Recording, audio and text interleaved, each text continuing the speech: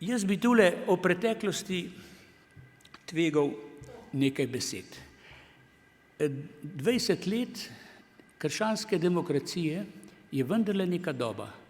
Mi smo dolžni, imamo pravico in predvsem smo dolžni, da pogledamo nazaj.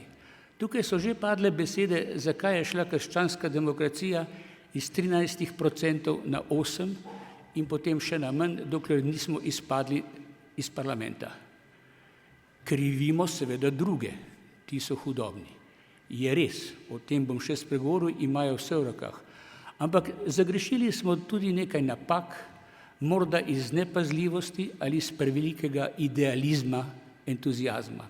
Vidim dve, ki sem jih že omenjal in jih bom tudi tu povedal.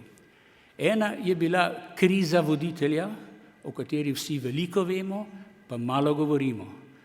To se je nadaljevalo do našega izpada iz parlamenta. Druga, o kateri še manj govorimo, ki je pa še bolj očitna, je pa tisto, kar jaz imenujem argentinska naveza. Poseg argentinskih rojakov v našo politiko, naj si bo še tako dobrodošel, z dobrimi nameni in tudi sredstvom, se je izkazal kot kontraproduktiven.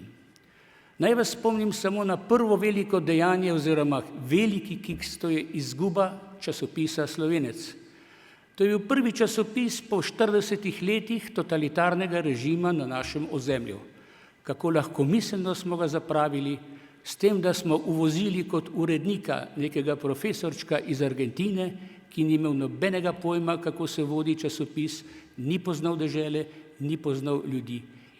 Jaz mislim, da nam ga je podtaknila levica s cerkvenim blagoslovom, ampak to bomo bolj težko dokazali.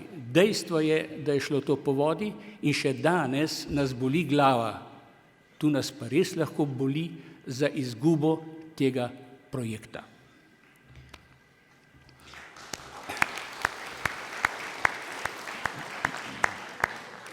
Temu ni kaj ploskati, ampak ste pač tako vajeni, ne? No, drugo je vloga dr. Bajuka, ki mu bomo postavili ali so mu že postavili spomenik. Ne vem, pozabljamo, da smo pod njegovim vodstvom izpadli iz parlamenta. Ne vem, če je v Evropi praksa, da stranka postavi spomenik nekomu, ki jo je spravil iz parlamenta ven.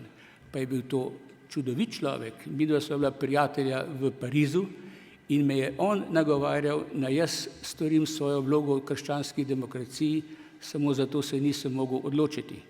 Ko je prišel v Janševo orbito, se je dal navdušiti za tisto kratkotrajno 7-mesečno vlado, ki jo danes citiramo kot veliki dosežek. Jaz sem mu takrat lepo povedal, Andrej, če to vlado vzameš, smo izgubili naslednje volitve. Ne, je rekel Janša, ne, smo jih izgubili in še nekaj potem.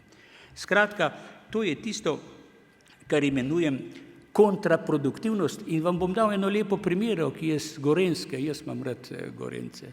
No, pred tolikimi desetletji je Blejsko jezero bilo umazano kot malo kdaj. No in bistre glave so sklenile, da speljajo skozi Radovno, ki je ena najbolj čistih rek v Alpah. In kaj se je zgodilo? Blejsko jezero je zacvetelo še bolj.